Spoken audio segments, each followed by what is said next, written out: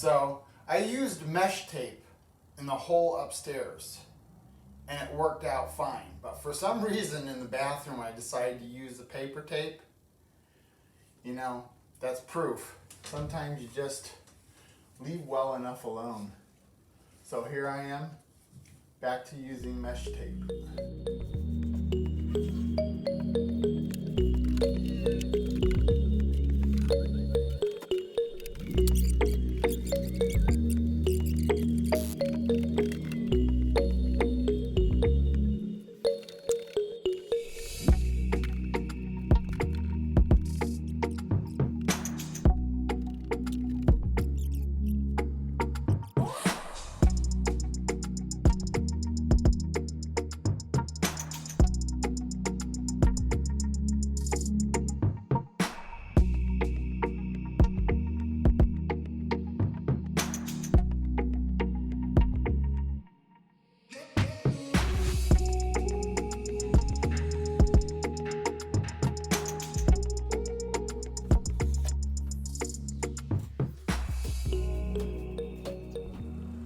This is a 6 1/4 inch crown mold that we originally bought for the upstairs windows, but we found it to be way too big. But fortunately, I was able to make this tray in the dining room a size that would use up the length that I have. So let's see how we're going to cut that. So I was going to cove mold this big huge molding here, and I worked at that for a long time just to do a test, and this was the results.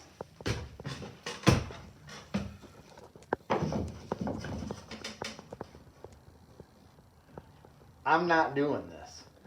It's not going to work. So I'm going to go with a 45 cut. Make it simple for myself. So one thing I like to do when I am putting up crown molding is make some kind of a guideline to know which way that cut is going. Because the last thing you want to do on a piece of crown mold that you only have the exact amount of material to do the project is mess it up. So mark your angles.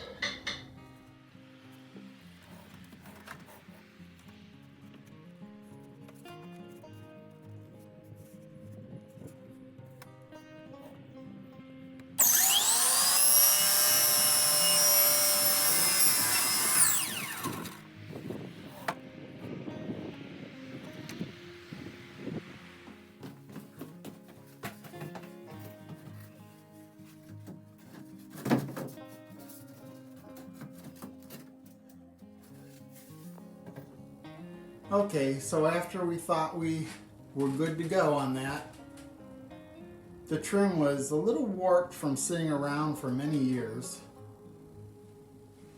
So we brought it down and we connected all the corners nice and square.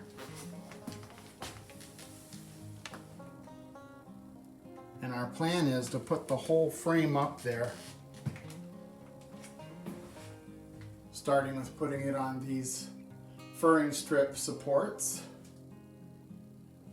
That way I can level the whole frame as one piece. And that should make it a lot easier on us, in theory. Gentle, gentle, gentle. Your way.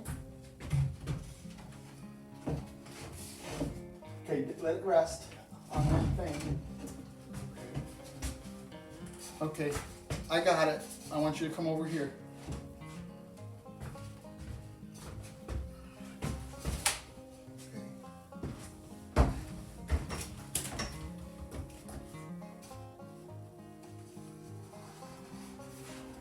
Whoa, I'm way too far out.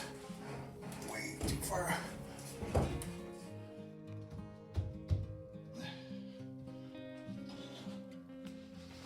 There. Now let's see what we can do about it.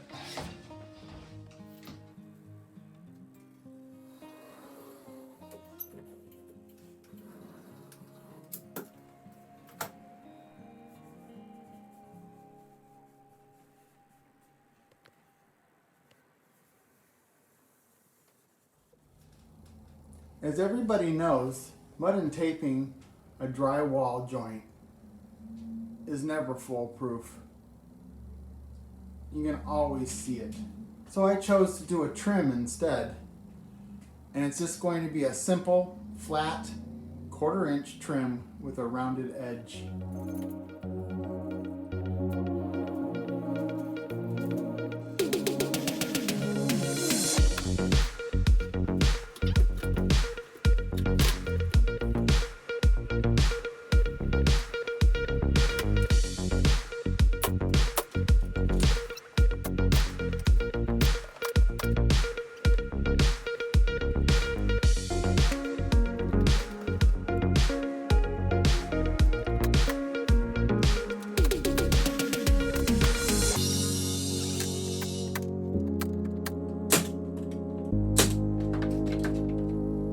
Now we need to put a simple trim that goes all the way around the bottom of this tray, framing it in as a unit. And to do that, I chose to do a little bit more than a 1/2 inch thick board, which I milled on the table saw, and then I put a 45-degree chamfer on it. For this particular piece, I already cut the 45-degree angle, and I'm going to be putting that up.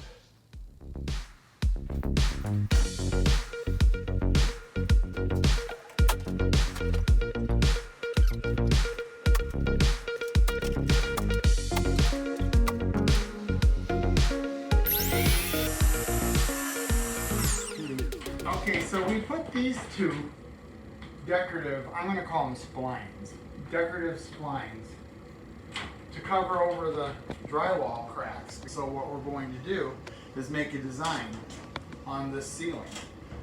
And I've established my center line by equally measuring on both ends, both sides of both ends, and then over here too. And I got my chalk line, and everything I can do will go off of that chalk line. So I got myself a 15 1/4 block, and now I can make all my marks all the way down the ceiling the way I want them.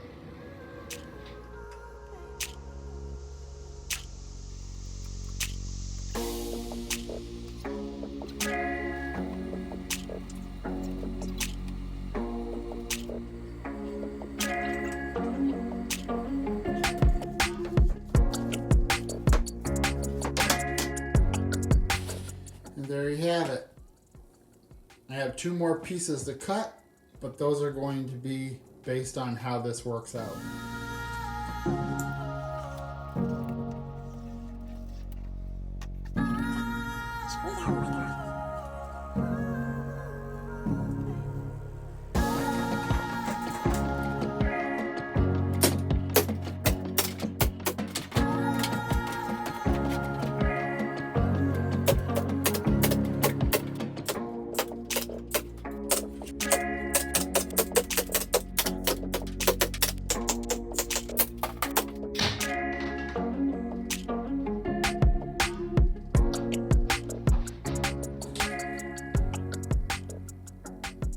And there's the finished design.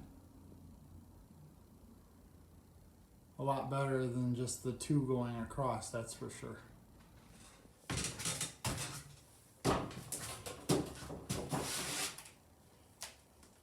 So everywhere I've used MDF board to mill up some trim, I want to put on a generous coat of primer.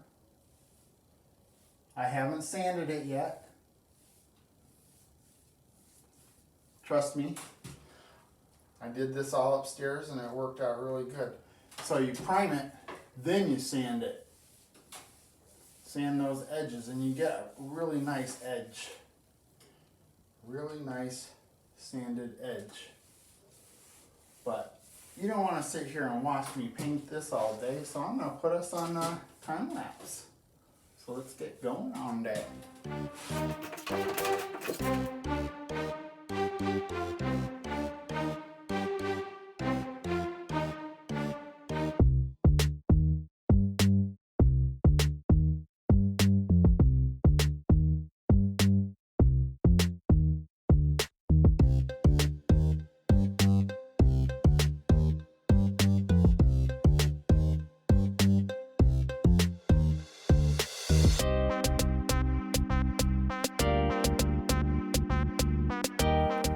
So this decorative trim that I've put in the tray is a masonite product, and it's kind of shiny.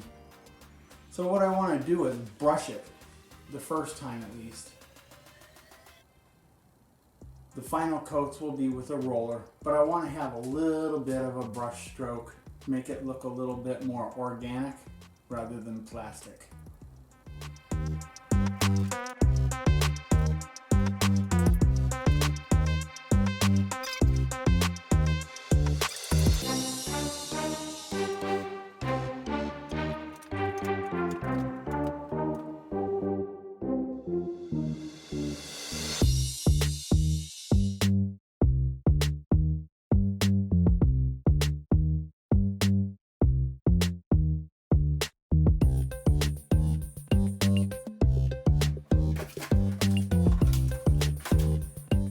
Roller, and I'm going to do all the drywall. Putting the first coat on here.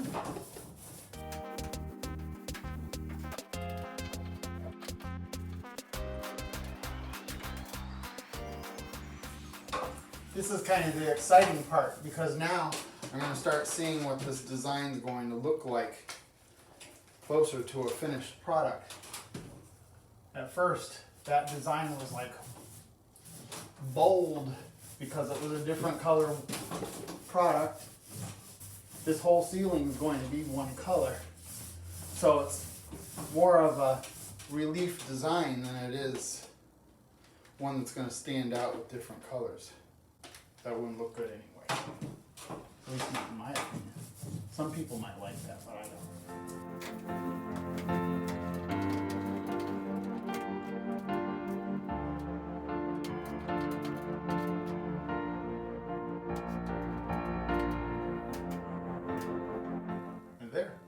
There we go, the first shape is painted. Put you on time lapse and get this done.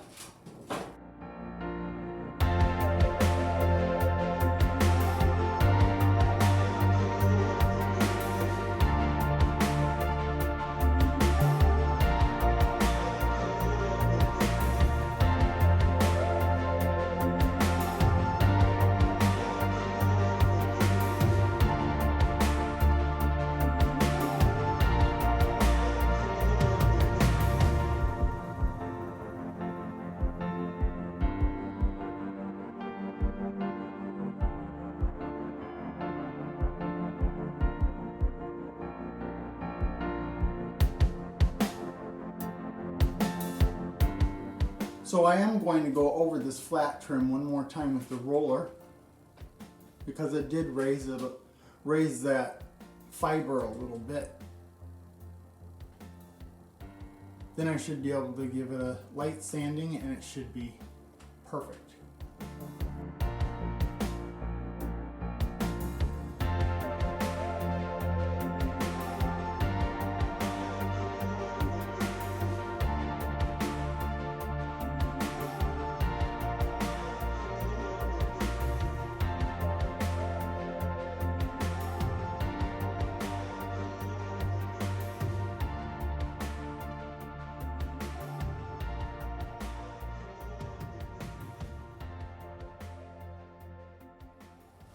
Now it's time to hit this drywall that's around the perimeter of the tray ceiling.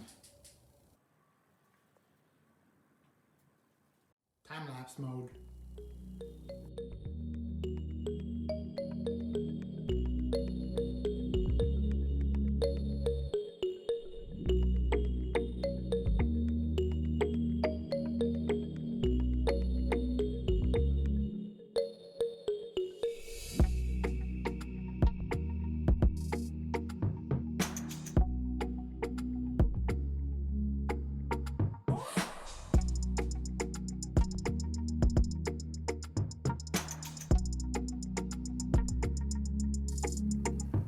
Everything on the ceiling has been primed now, at least once, in some cases twice.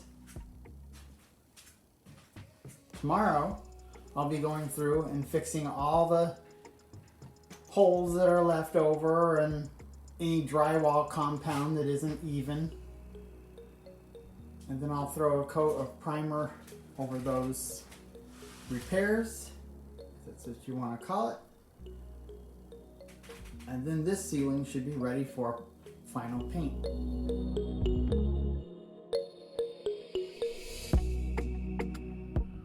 For more content like this, if you would please like, share, and subscribe. Don't forget to smash that little bell button so you can be notified of the next videos to come.